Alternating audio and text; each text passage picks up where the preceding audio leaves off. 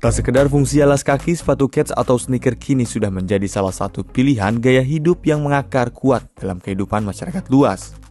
Sepatu kets bahkan jadi salah satu elemen penting dalam gaya berbusana masa kini. Namun siapa sangka banyak sepatu kets palsu bertebaran di tengah masyarakat. Modus penjualannya pun beragam, dari yang sembunyi-sembunyi hingga terang-terangan dipajang di etalase toko. Faktanya, sepatu-sepatu kets palsu ini datang dari negeri tirai bambu, Cina. Lantas, bagaimana sepatu-sepatu palsu ini bisa masuk dan beredar luas di Indonesia? Berikut liputannya.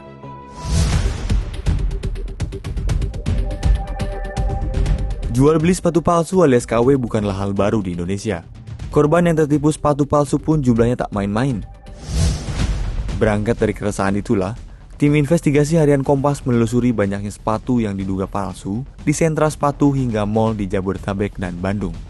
Salah satunya adalah mal di Jakarta Selatan. Gerai kecil di lantai 2-nya memajang deretan sneaker tiruan atau mirror dari berbagai merek ternama, seperti Adidas Samba hingga Nike Air Jordan Force One, yang dijual seharga Rp550.000 hingga Rp750.000. Sekilas hampir tidak bisa dibedakan. Menurut karyawan, toko ini adalah sepatu mirror atau 1:1 diimpor dari pabrik Cina. Sepatu-sepatu temuan tim kemudian dibedah oleh Shoe Police, komunitas pecinta sepatu sekaligus tim spesialis bedah sepatu. Hasilnya menurut Shoe Police banyak hal yang berbeda dengan sepatu aslinya. Salah satunya seperti Nike Air Jordan Force One ini yang tidak memiliki air unit di dalamnya seperti yang asli. Di sentra sepatu Taman Puring, Jakarta Selatan yang diduga menjadi salah satu tempat mencari sepatu palsu, tim menemukan resi yang masih tertera pada sepatu-sepatu yang masih terbungkus. Resi tersebut menunjukkan riwayat pengiriman dari kota Putian, Provinsi Fujian, Cina. Premium ya Bang ya? Iya, premium. Iya, Pak. Ini dari mana sih Bang kalau ini? Yang dibuatnya? Ya, kurang tahu sih sebetulnya. Kalau nggak salah Cina deh. Oh, bukan yang Vietnam itu ya? Kalau made in emang Vietnam, cuman emang dibuatnya di Cina. Oh, kebanyakan gitu teh. Kan udah ada Cina ya? Ini apa Vietnam Bang? Kalau itu Indo buatannya Cina. Hah? Buatannya Cina. Oh, buatan Cina. Impor ya Bang? Impor. Sampah aja terus. Impor, bukan Tangerang ya. Tangerang malah kualitasnya jelek. Lantas bagaimana sepatu-sepatu palsu ini bisa masuk melalui jalur impor? R, bukan nama sebenarnya. Salah satu mantan importir sepatu palsu yang memiliki toko di Dipati Ukur, Bandung, menjelaskan bahwa sepatu palsu ini masuk melalui jalur impor borongan, yakni layanan impor yang seluruh prosesnya, mulai dari pengurusan dokumen, urusan bea masuk, hingga pengantaran barang ditangani oleh pihak penyedia jasa. R pun merekomendasikan Blu-ray, sebuah perusahaan forwarder atau jasa pengiriman barang impor yang besar, aman, dan murah dari Jakarta.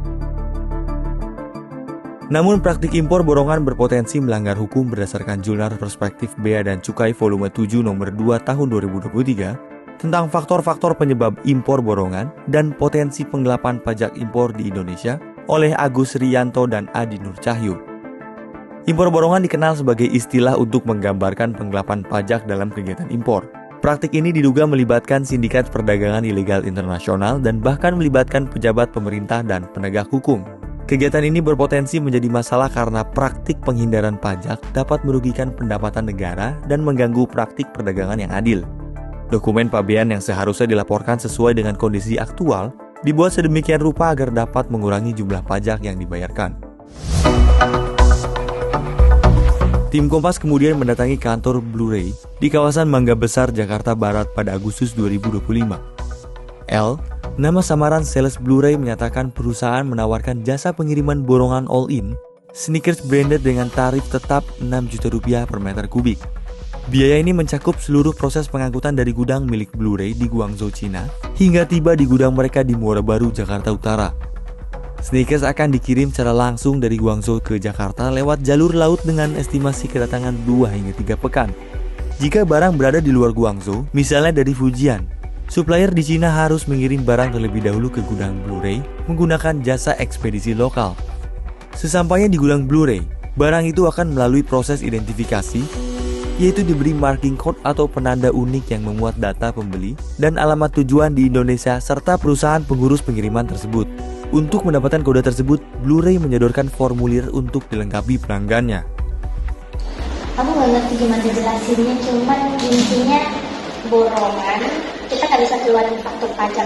Kenapa dia borongan? Karena nggak bisa keluarin faktur pajak. Tapi kalau ada apa-apa kayak lagi deadline gitu, dia tetap aman, nggak dipermasalahkan sama pemerintah. Selain Blu-ray, tim investigasi Kompas juga menemukan perusahaan lain yang juga menyediakan jasa impor borongan, yakni Boshoku di kawasan Jakarta Selatan. Ribet ya sih melewati bea cukai itu? Kadang kan kami kayak was-was juga. Kalau sebagai customer. Kebetulan kita udah ada backingan ya di sana. Itu untuk spek tuh nggak ada masalah. Nggak ada masalah. Makanya kita berani ajukan ke Bapak. Malah saya yakin jika Bapak kurang ini, kita bisa MOU Pak surat perjanjian. Misalnya amin-amin ya ada apa-apa di belakangnya kita akan ikuti. Tapi ya namanya kita ini kan nggak mau ada masalah juga. Backingnya orang bea cukainya. Kalau nggak ada orang dalam kita susah Pak. Tak heran jika praktik impor borongan sepatu palsu dari Cina lumrah terjadi. Bahkan untuk mendapatkan supplier sepatu palsu dari Cina terbilang cukup mudah. Tim investigasi Kompas menelusuri platform e-dagang seperti Alibaba milik Cina. Banyak sepatu palsu beredar di sini dan mereka mengakui barangnya palsu namun berkualitas tinggi. Terkait sepatu palsu Cina yang masuk lewat impor borongan, Direktur Komunikasi dan Bimbingan Pengguna Jasa Direktorat Jenderal Bea dan Cukai Kementerian Keuangan, Nirwala Dwi Herianto, dalam pernyataan tertulis pada Rabu 13 Agustus 2025 menyatakan, dalam konteks kepabeanan, tidak dikenal istilah impor borongan, sehingga tidak ada peraturan yang mengatur hal tersebut. Dalam pelaksanaan pengawasan dan pelayanan di bidang impor, Bea Cukai tidak memandang hubungan kerjasama tersebut. Terkait masuknya sepatu palsu buatan Cina ke Indonesia, Bea Cukai menjelaskan ada dua skema pengawasan dari lembaganya. Pertama, Bea Cukai dapat melakukan pencegah barang impor yang diduga melanggar hak kekayaan intelektual dengan syarat si pemegang merek telah melakukan rekordasi, yakni telah mendaftarkan data HKI di sistem Bea Cukai. Sementara itu terkait mal yang menjual sepatu palsu dari data Direktorat Jenderal Kekayaan Intelektual Kementerian Hukum, diketahui mal tersebut telah mengantongi sertifikat kekayaan intelektual. Manajemen mal pun sudah mengatur rambu-rambu dalam perjanjian tertulis, termasuk soal etika bisnis hingga kekayaan intelektual. Terkait praktik impor borongan sepatu palsu dari Cina, Kepala Administrasi Blu-ray Cargo Gatot Subroto menyangkal telah melakukan impor borongan sepatu palsu. Ia mengaku seluruh proses yang dilakukan usahanya resmi disertai pembayaran pajak. Saat menemui Kompas, Selasa 25 Agustus 2025, ia sempat menunjukkan beberapa dokumen. Berbeda dengan Gatot, pada Senin 25 Agustus 2025, Zaki selaku eksekutif impor Boshoku Nusa Express kepada Kompas mengaku praktik impor borongan lumrah dilakukan perusahaannya untuk mendatangkan sepatu palsu milik klien mereka dari Cina. Boshoku rata-rata dapat mengimpor 3 hingga 4 meter kubik sepatu palsu per bulan.